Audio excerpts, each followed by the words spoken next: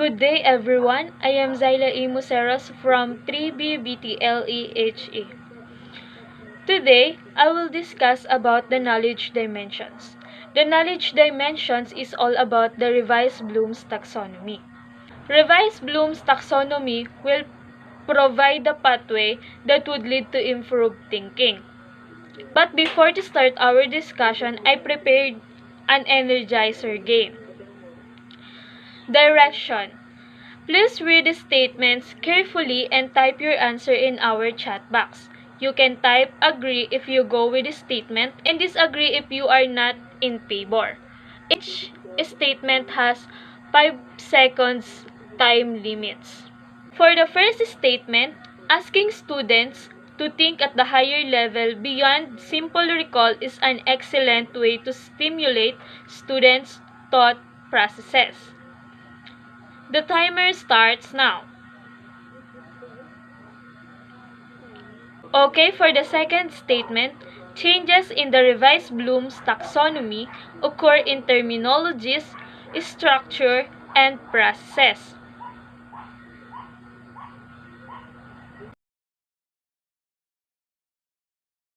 For the third statement, the main focus of Bloom's taxonomy is to improve student learning and thinking.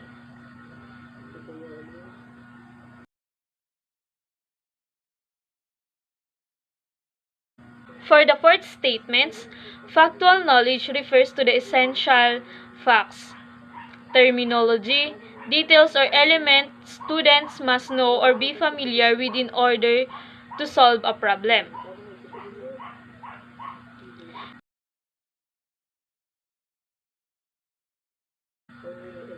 And for the last statement, the knowledge dimensions consist factual, conceptual, procedural, and metacognitive.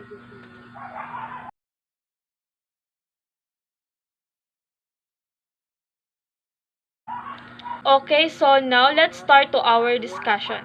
First, what is Bloom's taxonomy? Bloom's taxonomy is a classification system used to define and distinguish different levels of human cognition like thinking, learning, and understanding. It gives teachers and students an opportunity to learn and practice a range of thinking and provides a simple structure for many different kinds of questions. Next is what it is and where did it come from. In Bloom's timeline, in 1948, Benjamin Bloom and a group of psychologists studied classroom activities and goals teachers has while planning these activities. Through this study, 3 domains were concluded: cognitive domain, affective domain, and psychomotor domain. In cognitive domain was split into a hierarchy of 6 thinking skills. First, knowledge, second, comprehension, third, application, fourth, analysis, fifth, synthesis, and the last is evaluation. In 1956, original Bloom's taxonomy is published by a team of cognitive psychologists at the University of Chicago. And after that, Bloom's timeline continued. In 1995, Lorraine Anderson, a former student of Benjamin Bloom, led another team of psychologists in revising the original Bloom's taxonomy to represent 21st century. And also, changes occurred in terminology, structure, and emphasis. In 2001, the final revisions of Bloom's taxonomy was published. Let's talk about the original Bloom's taxonomy. 1956. According to the original Bloom's taxonomy, the lowest order of thinking is knowledge for remembering something, and comprehension to knowing what something uses. These tiers were used as building blocks to help teachers scaffold their lessons and build students up to the top tier of thinking. Next is what is revised Bloom's taxonomy. A group of cognitive psychologists, curriculum theorists, and instructional researchers and testing and assessments specialists published in 2001 a revision of Bloom's taxonomy with the title a taxonomy for teaching, learning, and assessment. Revised Bloom taxonomy provides the measurement tool for thinking. The changes in Revised Bloom's taxonomy occur in three broad categories. First, terminology, second, structure, and third is emphasis. Let's talk about the new Bloom's taxonomy.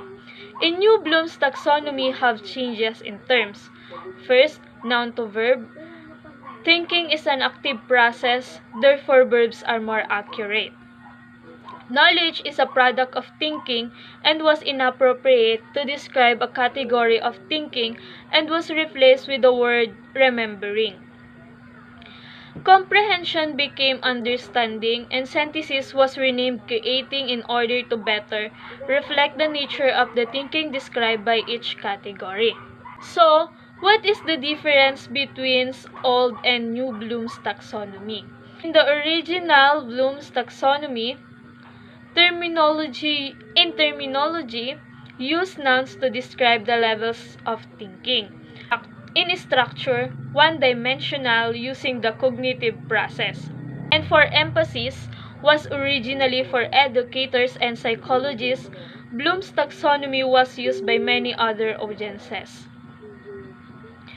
And revised Bloom's taxonomy, in terminology, uses verbs to describe the levels of thinking.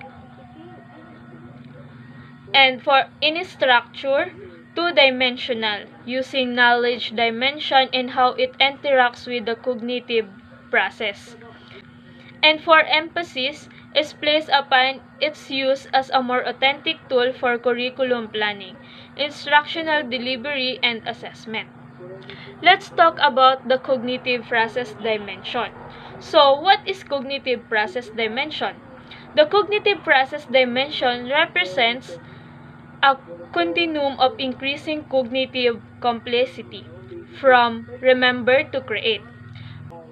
Anderson and Krathwohl identify 19 specific cognitive processes that further clarify the bounds of the 6 categories. The 6 categories is under terminology changes.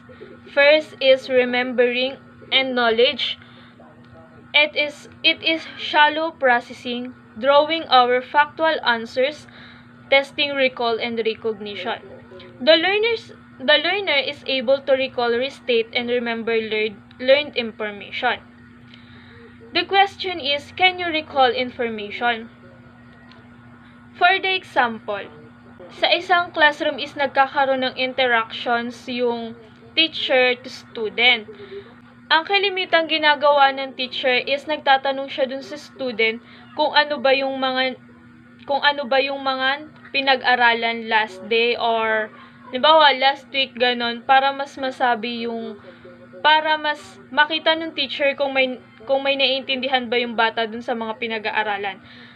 Sa pamamagitan ng pagtatanong na yun or tinatawag na recap, mas natatandaan ng mga bata yung mga pinag-aaralan bago ulit mag-umpisa ng bagong pag-aaralan. And for number 2 is all about understanding and comprehension. Translating, interpreting, and extrapolating. Learner grasps the meaning of information by interpreting and translating what has been learned. The question is, can you explain ideas or concept? Ang halimbawa dito is, pag may sentence or may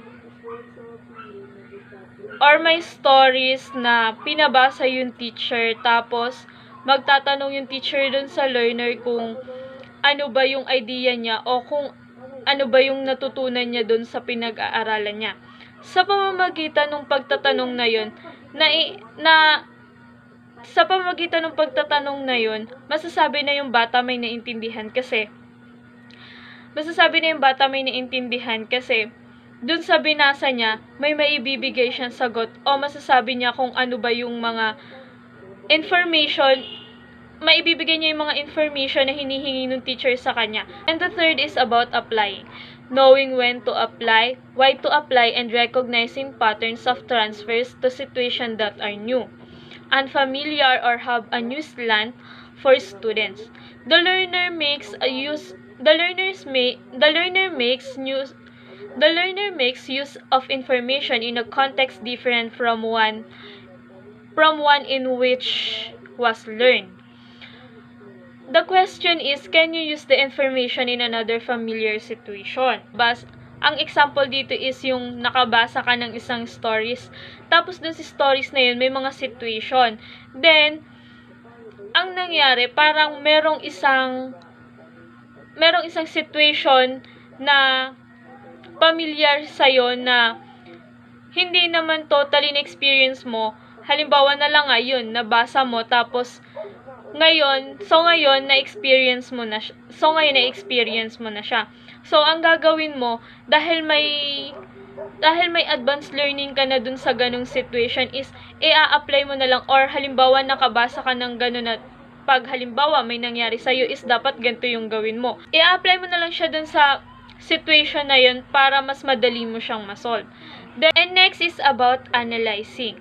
Breaking down into parts forms. The learner breaks an information into its parts to best understand that information. The question in analyzing is, can you break information into parts to explore understanding and relationships? So, dito naman papasok na yung pag-analyze natin. So, halimbawa, dun sa classroom is may ipapagawa sa'yo yung teacher. Tapos, hindi siya magbibigay ng instruction kung paano mo siya gagawin. So, ang gagawin mo, para mas maintindihan mo yung pinapagawa sa'yo ng teacher is, i-analyze mo para may makuha kang information kung paano siya gawin. And next is evaluating. In evaluating, according to some set of criteria and state why, the learner makes decisions based on in-depth reflections, criticism, and assessment through checking and critiquing. The question is, can you justify a decision or course of action? Halimbawa na lang dito is yung sa evaluating is yung ginagamit kalimitan ng mga teachers na halimbawa may ipapagawa sila dun sa students, tapos after nun i-evaluate nila yung mga ginawa ng student kung nakuha ba nila or kung nagawa ba ng student kung nagawa ba ng tama ng student yung pinapagawa nila. Tapos, yung sa pag-evaluate kasi is, parang, bibigyan mo siya ng judgment dun sa ginawa ng bata, kung ano yung naging kakayanan niya dun sa pinapagawa sa kanya.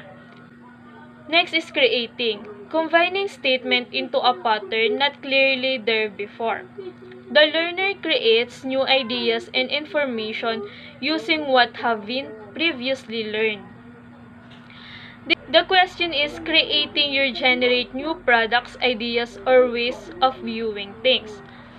Dito naman sa creating is, ang example niya is about the example is yung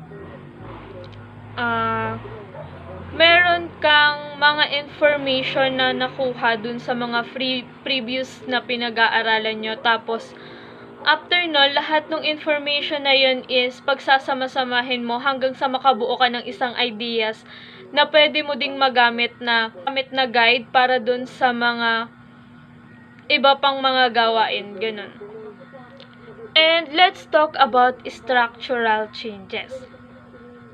Bloom's original cognitive taxonomy was a one-dimensional form consisting of factual, conceptual, and procedural. But these were never fully understood for use by the teachers because most of what educators were given in training consisted of a simple chart with a listing of levels and related accompanying verbs. The revised Bloom's taxonomy takes the form of two-dimensional table. The knowledge dimensions, or the kind of knowledge to be learned in is the cognitive process dimensions, or the process used to learn. Let's talk about the knowledge dimension. Knowledge dimensions represent a range from concrete factual to abstract or metacognitive. Representation of a knowledge dimension as a number of discrete steps can be a bit misleading. For example, all procedural knowledge may not be more abstract than all conceptual knowledge, and metacognitive knowledge is a special case. In this model, metacognitive knowledge is knowledge of one's own cognition and about oneself in relation to various subject matters. It is from Anderson and Krathwohl. Okay, let's talk about the factual knowledge. Factual knowledge refers to the essential facts, terminology, details, or elements student must know or be familiar with in order to solve a problem in it. And the second is conceptual knowledge. Is knowledge of classifications, principles, generalizations, theories, models or structure pertinent to a particular disciplinary area. And next is procedural knowledge. Refers to information or knowledge that helps students to do something specific to a discipline subject area of study. It is also refers to methods of inquiry, very specific or finite skills, algorithms, techniques, and particulars. And next is about metacognitive knowledge. Is a strategic or reflective knowledge about how to go solving problems, cognitive tasks to include contextual and conditional knowledge and knowledge of self. Next is change and emphasis. Emphasis is the third and final category of changes. It is placed upon its use as a more authentic tool for curriculum planning, instructional delivery, and assessment. It is all about aimed at a broader audience, easily applied to all levels of schooling. The revision of emphasizes explanation and description of subcategories. And before to end our discussion, please watch this video. Most educators are familiar with Bloom's taxonomy, a model that classifies different levels of human cognition in thinking, learning, and understanding. As a teacher, you've likely used this taxonomy to guide the development of curriculum, assessments, and instructional strategies. But how is this model affected in an age of digital technology, and how might it influence your instructional design? Let's take a step back. Bloom's taxonomy was created in the 1950s by educational psychologist Benjamin Bloom and his colleagues. The three lower levels, knowledge, comprehension, and application, are more basic levels of cognition, also called lower-order thinking skills. This would include concrete thinking, memorization, and understanding. The three upper levels, analysis, synthesis, and evaluation, referred to as higher-order thinking skills, include abstract, critical, metacognitive, and creative thinking. Some have likened the model to a mountain or a stairway, where teachers set learning objectives and design learning experiences to guide students to higher levels of thinking. The taxonomy has become an important model for structuring students' learning processes.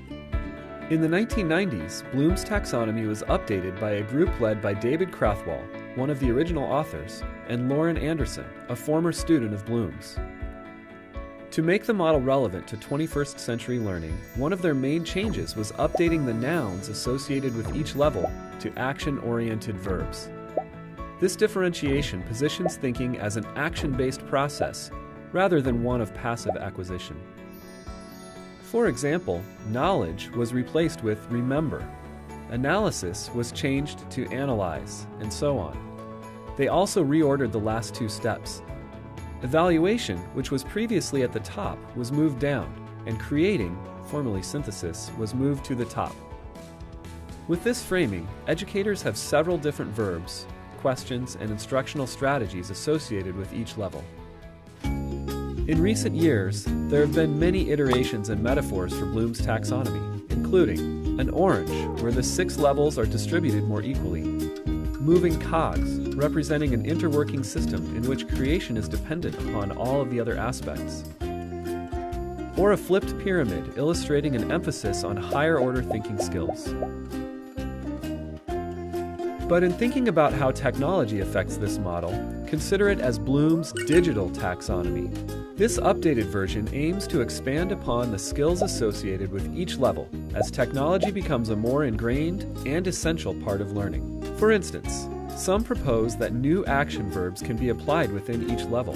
Let's take a look at creating, in which learners are designing, inventing, and constructing a piece of work that shows what they know. One could add new digital verbs to creating, like blog, remix, or program.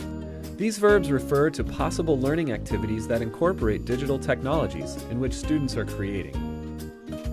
Adding digital verbs to the taxonomy also promotes 21st century skills like communication, collaboration, creativity, and critical thinking.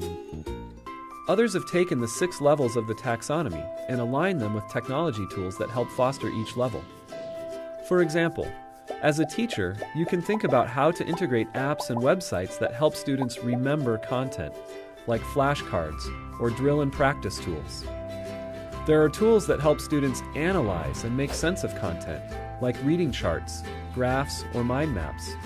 Or you can think about what tools support student creation, like producing, podcasting, blogging, coding, editing, and more. With these examples, the focus should not necessarily be on the tools themselves, but on how the tools can be vehicles in transforming student thinking at different levels. So, as you weave technology into your teaching, ask yourself, how can the tools you use support different cognitive levels? Which tools help you address lower-order thinking skills? And which can help challenge students' higher-order thinking skills? Consider how Bloom's digital taxonomy can help you identify ways to design technology-rich learning experiences for your students. And before to end this discussion, I have 3 questions for all of you. First, in your own understanding, what is the importance of cognitive process dimension? Second, what are the 4 dimensions of knowledge? And the third is, in your own idea, why should teachers use the Bloom's taxonomy? For quote of the day, asking students to think at higher levels beyond simple recall is an excellent way to stimulate students' thought processes. Different types of questions require us to use different levels of thinking. And that's all. Thank you for listening.